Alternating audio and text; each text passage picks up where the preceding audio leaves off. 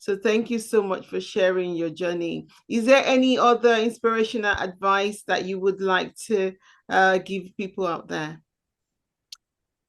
So I have my book website has like a reflection worksheet, Mm-hmm. uh, that people can download for free.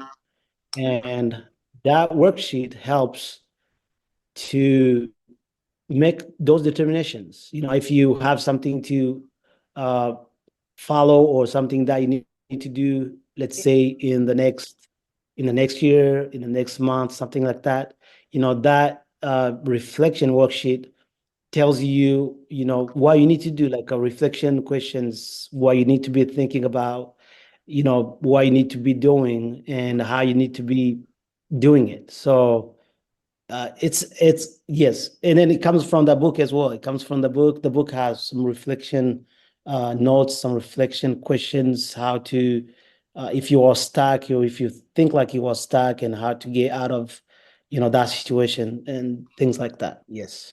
Right. And my website, it's just creating a